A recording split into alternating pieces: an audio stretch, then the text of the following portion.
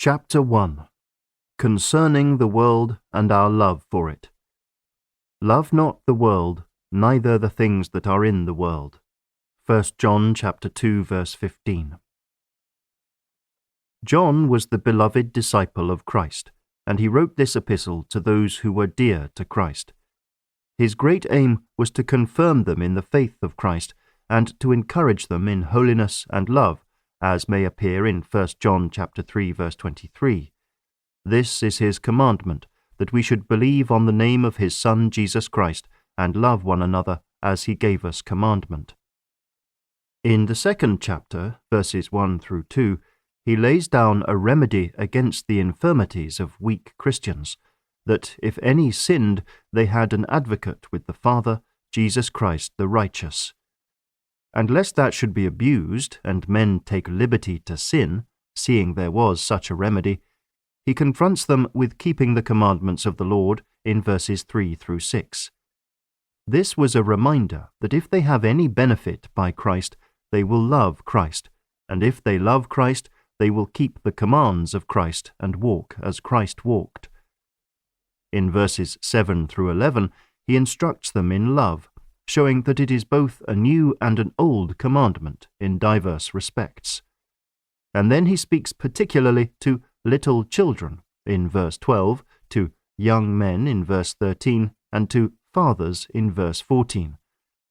He tells them in the text that they must not love the world and the things that are in it. To do so is a great impediment both to holiness of life and love one to another. The words of this text will afford us two observations. First, even saints are prone to love the world.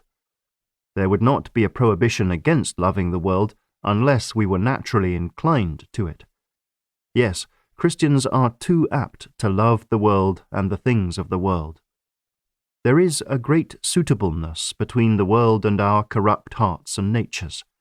Pleasures, profits, honours and things of this nature suit our fancies, our affections, our dispositions and our inclinations. Therefore the Apostle says, "Love not the world."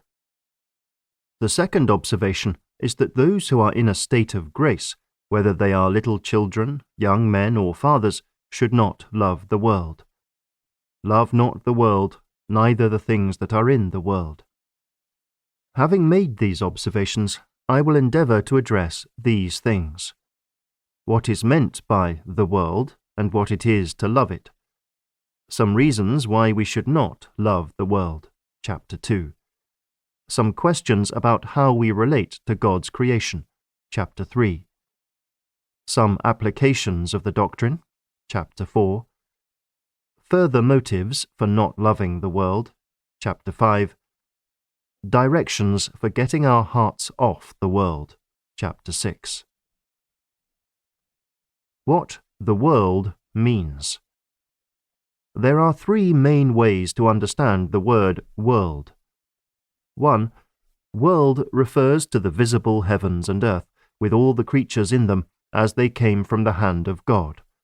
Genesis chapter 1 verse 1 tells us, "In the beginning God created the heaven and the earth." And after that we are told of particular things that were created. In the New Testament we are told that all things were made by him, and that he was in the world and the world was made by him. John chapter 1 verses 3 and 10. The world and all things in it were made by Christ. God employed Christ in making the world and the things of the world. As a result, all things on earth are the workmanship of God and Christ, and are understood by the word world.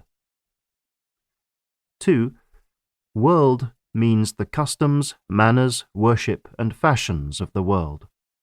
Romans chapter 12 verse 2 says, "Be not conformed to this world, but be ye transformed." That is, do not be conformed to the customs and manners of the world, to its worship and fashions. We also see this in Colossians chapter 2 verses 20 through 22. "Wherefore, if ye be dead with Christ from the rudiments of the world, why, as though living in the world, are ye subject to ordinances, after the commandments and doctrines of men?